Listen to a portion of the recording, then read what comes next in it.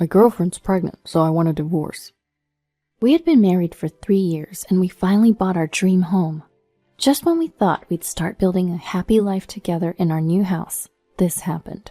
While I was excited about our new home, I couldn't believe my husband was cheating on me behind my back. I won't let him live happily ever after with his affair partner. I'll get my revenge, no matter what it takes. My name is Sophia, and I'm 28 years old. I've been married to Brian for 3 years. From the start, both of our dreams was to buy our own home. We both worked hard, saved up, and even cleared the mortgage application. Finally, we bought our long-awaited new home. The house feels a bit too big for just the two of us, but we decided to buy it now to prepare for the future. On moving day, after we'd finished bringing in all our belongings, Brian turned to me and said, Whoa, we really pulled it off, didn't we, Sophia? Yeah, we did. We've been through a lot, but it feels like our dream has finally come true. There were times when I felt like giving up, but it was our love that kept us going. Oh my gosh, stop it, I'm blushing. Even after 3 years of marriage, Brian and I could still share jokes like this. Being with him was genuinely joyful and comforting. A month after the move, lately Brian had been working late quite often. Is work keeping him busy? It became a daily routine to check in with Brian before he left for work in the morning. Brian, are you coming home late again today? Yeah, probably have to work overtime. I see. You've been busy lately. Are you okay? Well, it's work. Can't help it. I'll eat dinner before I come home, so don't worry about me. All right, just don't push yourself too hard, okay?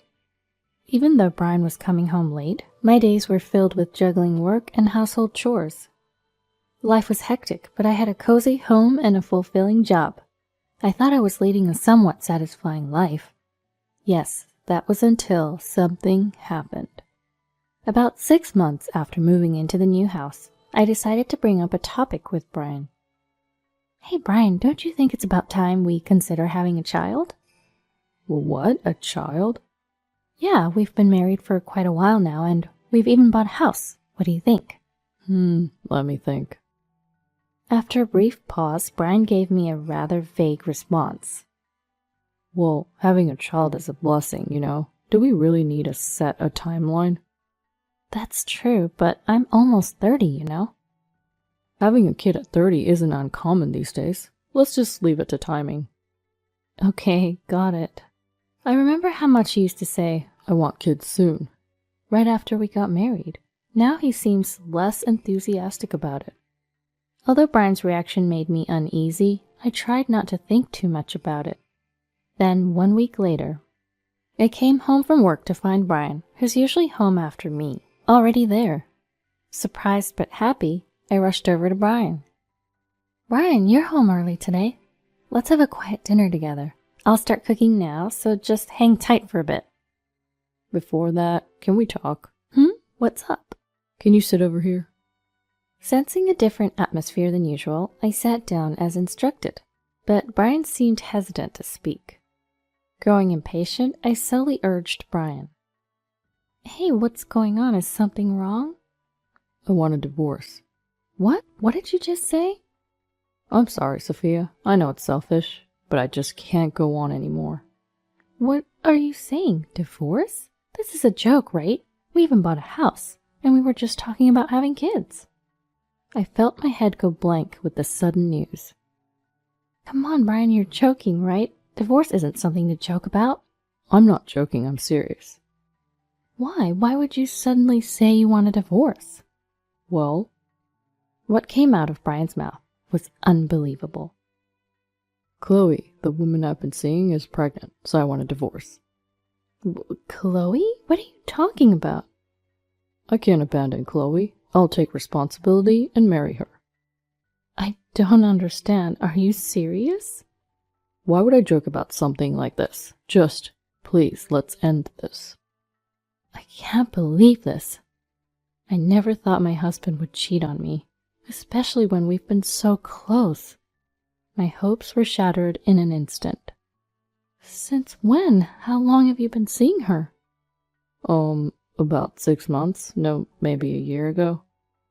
A whole year? So you've been involved with her even before we moved into this house? Tears started to fall as I struggled to accept this harsh reality. Was it some sort of nightmare? Seeing me like this, Brian awkwardly broke the silence. I'm really sorry. It's not your fault. It's all on me. Please don't cry.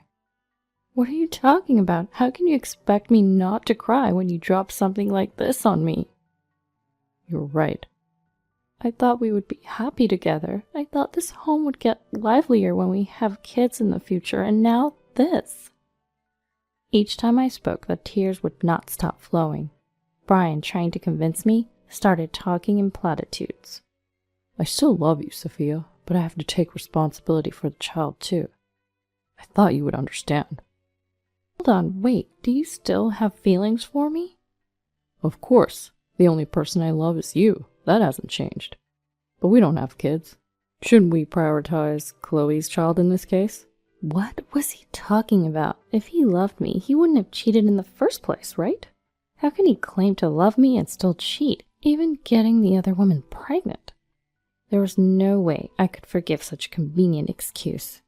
At that moment, a surge of anger, unlike anything I'd ever felt before, welled up inside me. Staying late at work, going in on days off. He was meeting Chloe during those times, wasn't he? Thinking back, there were signs of cheating from the beginning. I just assumed he was busy with work. I wanted to slap the me who was praising him back then. But for now, I couldn't afford to get emotional. Doing my best to calm my racing heart, I told Brian. This is all happening so fast, I can't really wrap my head around it. I need some time. Oh yeah, makes sense. He nodded, visibly relieved. For now, let me go back to my parents' house. I'll contact you once I've sorted out my feelings. Yeah, sure, got it.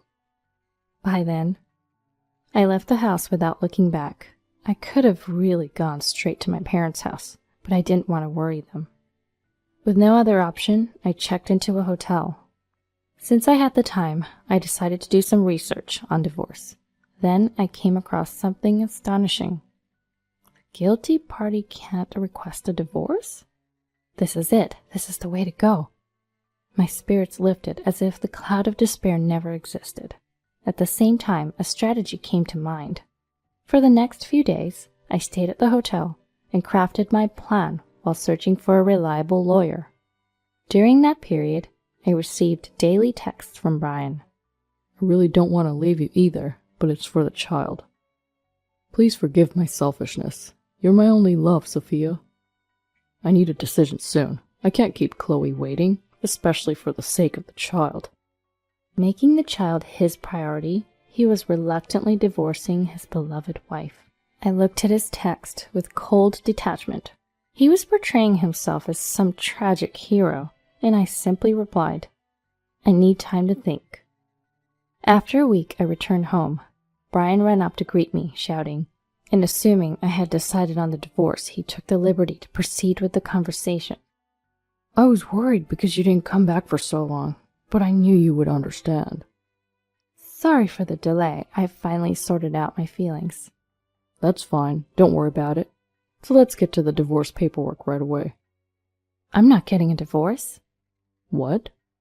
Brian's hand, holding the divorce papers, froze in mid-air.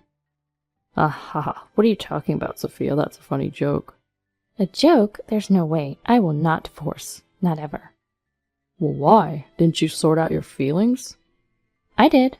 I took a full week to think and decided not to divorce. What the?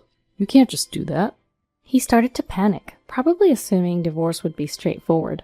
He must have already talked to Chloe about remarrying, as he quickly pressed me for a response. Please, Sophia, just divorce me right away. Look, I even got the divorce papers. Thanks for the effort, but I have no intention of divorcing. Don't say that. Please, I'm begging you. Looking down at Brian, who kept apologizing profusely, I finally spoke. You know, you were the one who cheated, right, Brian? Huh? Right? You'll admit that, won't you? You do realize who's at fault here, don't you? Oh, yeah, that was me. Then, that makes things simple. The guilty party can't request a divorce, you know. What? It's true, the guilty party can't initiate a divorce. It seemed he was unaware of that fact. Suddenly hit with unexpected information, he was at a loss for words. Sensing things had taken a terrible turn, he shifted to a more aggressive stance. Wait a minute, I didn't know that. Well, now you do, so we're done talking. But this is a problem. I already plan to remarry with Chloe. Give it up, I'm not getting a divorce. What? He continued to rant, but I ignored everything Brian had to say. Finally, teary-eyed, he pleaded. Please. To that, I opened my mouth as if I'd been waiting for this moment. Fine, if you're going to go that far, I'll divorce you. Really? Are you serious? I cautioned Brian, who looked at me with eyes shining in anticipation. But there's a catch. I'll listen to whatever you say. Here are my terms. I explained each point as if drilling it into him.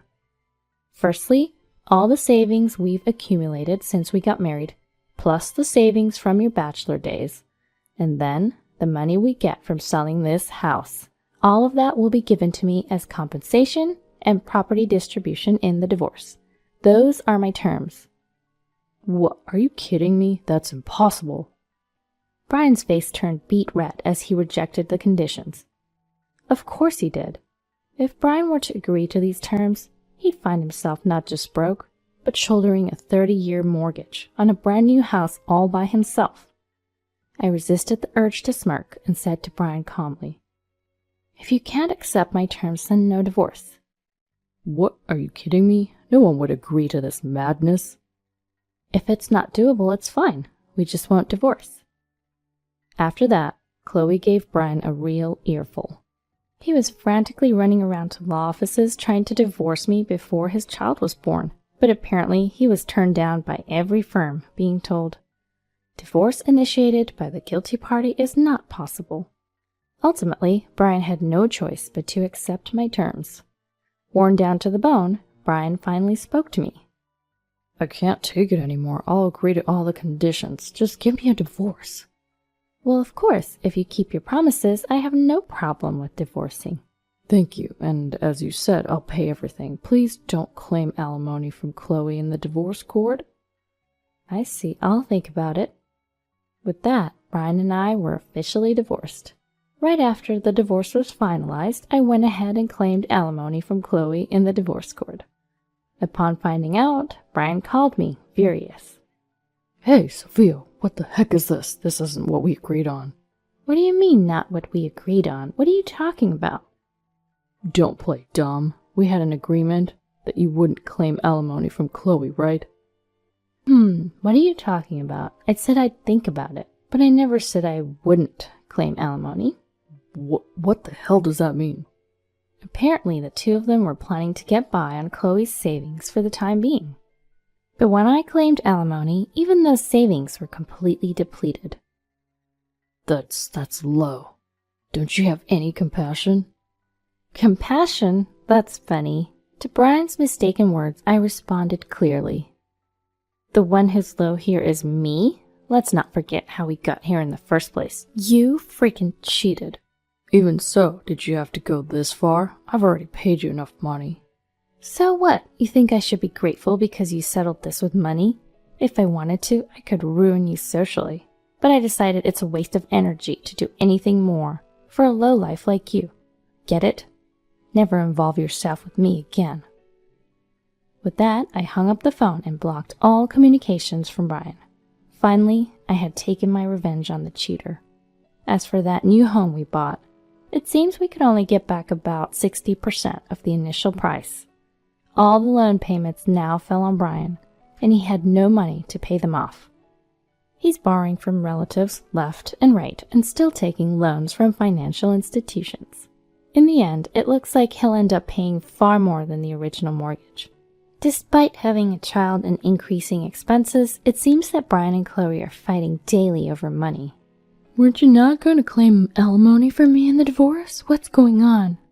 I told you she tricked me. You're the one who got fooled. How useless can you be? We're going to have more expenses now with this baby. What are you going to do? Don't blame me for this. It's not like I had a choice. This is all because you kept nagging me to get a divorce. What? Are you saying this is my fault? You should have just pulled off a smooth divorce without getting caught. Like that was possible. Be realistic. You're just too incompetent. Man, I should have never gotten a divorce in the first place. I'm the one that should be saying that. I shouldn't have had a child with a man like you. At this point, there's no denying that they brought this upon themselves. The newborn is innocent, but for those two who committed the terrible act of cheating, it's an appropriate outcome. As for me, I've rented an apartment near my workplace and am now thoroughly enjoying my life as a single woman. I've been recognized for my accomplishments at work, and I got a raise. Though I had to give up my dream home and now have a divorce history, my life is far from over. From here on out, I want to forget all about my past married life and live a fulfilling life.